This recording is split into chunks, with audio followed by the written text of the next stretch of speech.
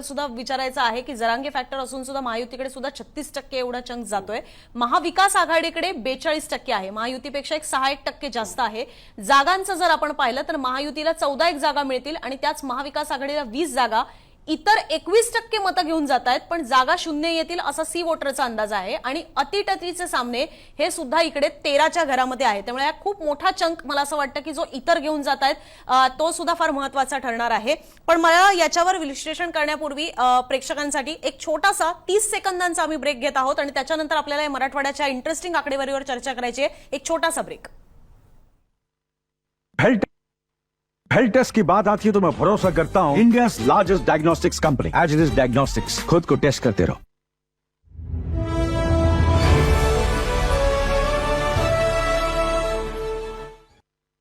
पुढच्या वर्षी युरोपला जायचे ठरवताय? मग विचार कसला करताय? युरोप बघण्याचं तुमचं स्वप्न साकार करा. 30 वर्षांचा भक्कम अनुभव मँगो हॉलिडेज.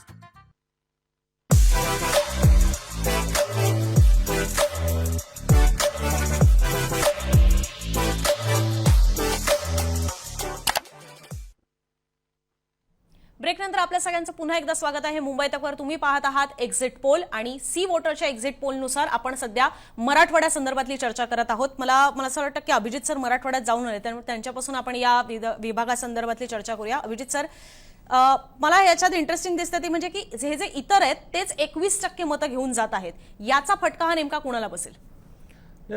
21% मतं जी घेऊन जातात इतर जे लोक आहेत, तर तिथे बेसिकली खूप ठिकाणी रेबेलियन्स आहेत. आणि मराठवाड्यामध्ये आपल्याला जर बघायला मिळालं ना तर अशा लढती खूप तुम्हाला दिसतील की जिथे जातीय गणितं खूप अत्यंत महत्त्वाची ठरणार आहेत. उदाहरण द्यायचं झालं तर बीडच्या लढतीचं देऊ शकतो. आता बीडमध्ये संदीप क्षीरसागर लढत आहेत, त्यांच्या विरोधामध्ये 2 उमेदवार आहेत. त्यातल्या एक ज्योती मेटे ज्या रिबेल आहेत आणि ज्यांनी शरद पवारांच्या पक्षात प्रवेश केलेला होता आणि नंतर त्यांना तिकीट नाही मिळाल्यानंतर त्यांनी तिथे बंडखोरी केली.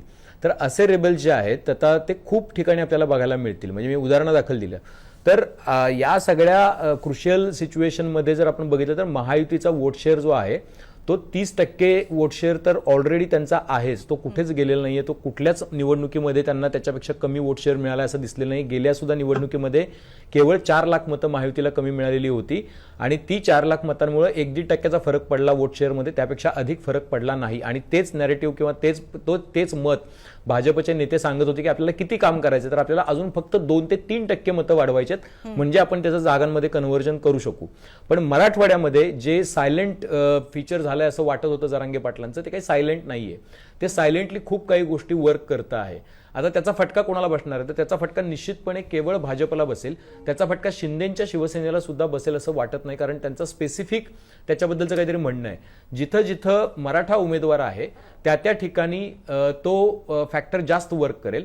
पण दुसऱ्या बाजूला रिव्हर्स पोलरायझेशन पण होतं आहे त्या जिल्ह्यामध्ये. गेल्या लोकसभेमध्ये आपण बघितलं की पंकजा मुंडेंना केवळ 6,000 मतं कमी पडली बजरंग सोनवणे यांच्यापेक्षा. याचा अर्थ असा आहे की दुसऱ्या बाजूने पण पोलरायझेशन नीट झालेलं होतं. बिहार हा हायली पोलराइज्ड डिस्ट्रिक्ट आहे राज्यातला असं म्हटलं तर वावगं ठरू नये.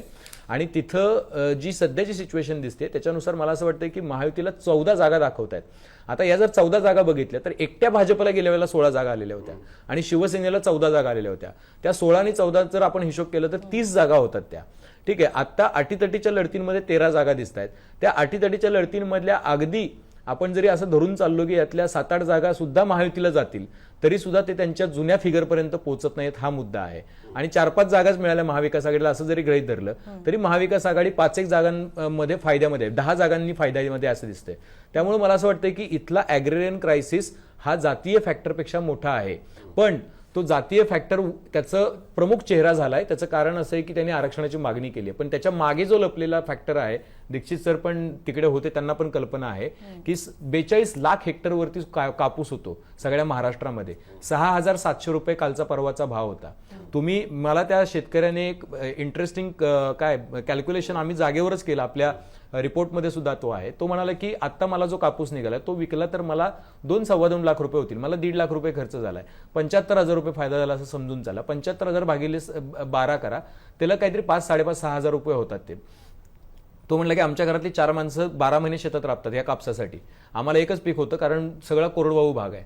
तो म्हणाला की 1,500 रुपये महिन्याला मिळतात प्रत्येकाच्या वाट्याला पूर्ण वेळ काम करून. तर हा जो ॲग्रेरियन क्रायसिस आहे त्याला असिस्टन्स जो बुस्टर जोडलेला आहे लाडक्या बहिणीचा तो बूस्टर मराठवाड्यामध्ये फार काही काम करेल असं अजिबात सुद्धा मला वाटत नाहीये. कारण तिथला पूर्ण प्रश्नच जो आहे तो दिवसेंदिवस जटिल बनतोय. मराठवाड्यामध्ये विदर्भापेक्षा अधिक आत्महत्या होत आहेत शेतकऱ्यांच्या. हा मुद्दा सुद्धा खूप त्यामध्ये हायलाईट होतोय असं नाही. आणि म्हणून मला असं वाटतं की यावेळेला जो जरांगेंना पाठिंबा मिळतोय तो गोरगरीब मराठ्यांचा आहे. म्हणजे 58 मोर्चे निघाले, त्याच्यामध्ये श्रीमंत मराठा सुद्धा मोठ्या प्रमाणामध्ये होते. पण आता जे जरांगे पाटलांच्या मोर्चामध्ये किंवा त्यांनी बोलवलेल्या मेळाव्यांमध्ये जी लोक येत आहेत ते अत्यंत गोरगरीब आहेत. फक्त शेवटचं 30 सेकंद घेतो. मी ज्यावेळेला जरांगेंकडे गेलो होतो त्यावेळेला तिथे एक मुलगी आणि तिचे वडील आलेले होते. त्यांची जमीन केवळ 4 गुंठे होती आणि ती मुलगी 11वीत होती. तिला इंजिनिअरिंग करायचं होतं आणि तिला जरांगेंच्या आंदोलनामुळे सर्टिफिकेट मिळालं ओबीसीचं.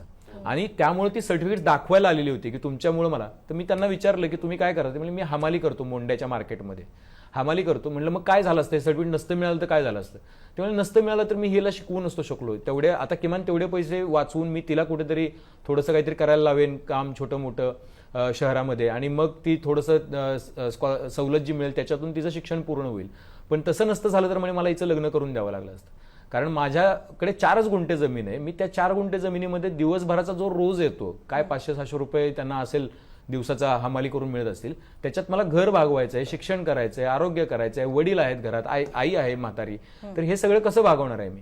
आणि हा तो असिस्टन्स आहे. ऍक्च्युअली प्रश्न हा शेतमालाला भाव मिळण्याचा आणि शिक्षणाचा आहे. शेतमालाला भाव जर कंटिन्युअस मिळत राहिला असता आणि तो जर परवडण्याजोगा मिळाला असता, अगदी काही भरमसाठ भाव असा नाही, पण ज्याच्यामुळे त्यांचं घर कुटुंब नीट चालेल एवढा जर मिळत राहिला असता, तर मला असं वाटत नाही की इतक्या तीव्रतेने ही आंदोलनाची बाब किंवा ही गोष्ट जी आहे ती पुढे आली असती. एक गोष्ट फक्त ऍड करूया, मग तो दीक्षित सरांकडे जाऊ शकतेस, की ह्याच्यामध्ये एक दिसतंय आपल्याला की महाविकास आघाडीचा वोट शेअर हा ऑलमोस्ट 6% पुढे आहे, जर एक्झिट पोलचं खरं निघालं त्या पद्धतीने तर.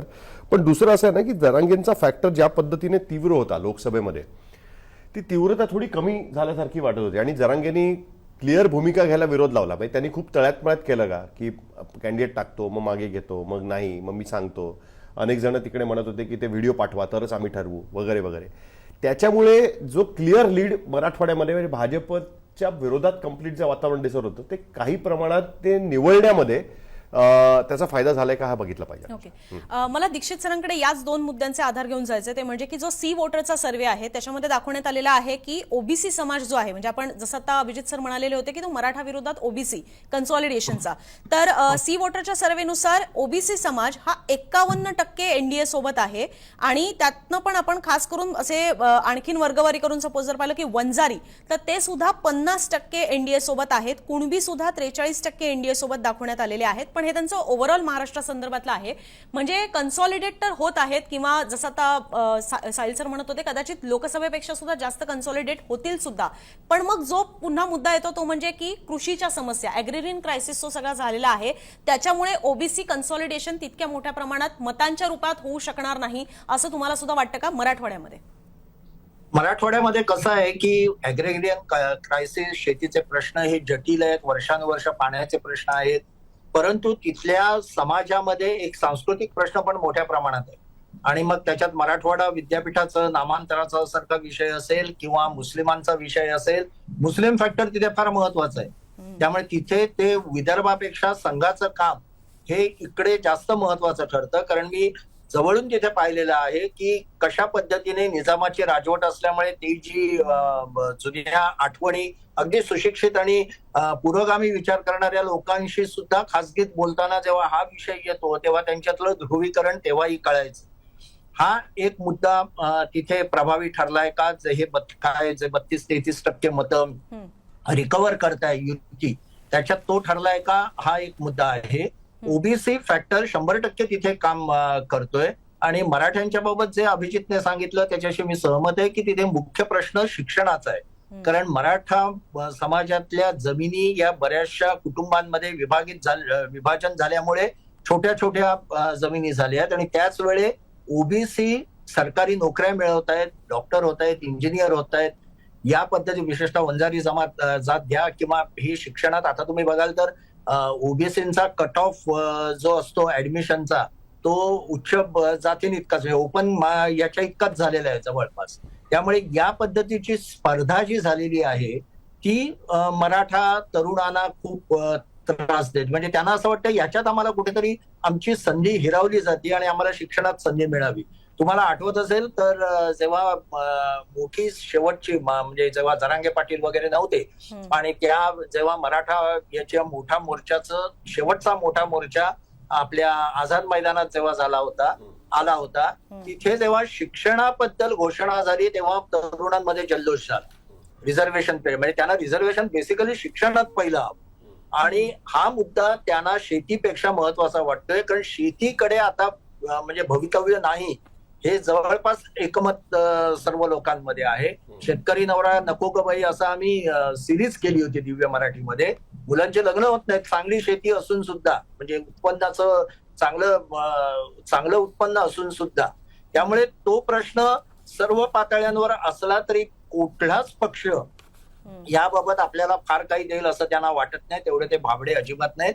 त्यामुळे तिथे इमोशनल इश्यूज जास्त पुढे येतात. तिथे कदाचित हिंदू मुस्लिम ध्रुवीकरण कटेंगे तो बटेंगे सारखा विषय असेल किंवा त्यामुळे ओबीसीचं कन्सॉलिडेशन कम्पेअर टू, म्हणजे तू आता आकडा सांगितलास तो संपूर्ण महाराष्ट्रातला आहे पण त्याच्यात कदाचित मराठवाड्यात ते जास्त झालेलं आहे का हे बघायला पाहिजे. आणि विरुद्ध बाजूला मराठ्यांचं कन्सॉलिडेशन. त्यामुळे इथेही मला विदर्भ, पश्चिम महाराष्ट्र आणि याच्याप्रमाणे मवियाला एज वाटतंय. पण या तिन्ही ठिकाणी महाविकास आघाडीची जी म्हणजे एज आहे, आघाडी आहे ती दणकून नाहीये. म्हणजे पूर्णतः ध्रुवीकरण कुठल्या बाजूला झालंय असं दिसत नाहीये. सर्व ठिकाणी तळ्यात मळ्यात म्हणजे लोक सुद्धा थोडेसे कन्फ्युज आहेत मतदार की त्यांनी एकच एक निर्णय घेतलेला तुमच्या आता म्हणजे हा जो एक्झिट पोल आपण बरोबर ठरला तर असं दिसतंय की 5 याच्यात जी एक 2019 नंतर मतदारांची डिव्हिजन झालेली आहे तीच सर्व ठिकाणी दिसते. त्याच्यात या 3 सेक्टरमध्ये महाविकास आघाडी थोडीशी युतीपेक्षा पुढे. दीक्षित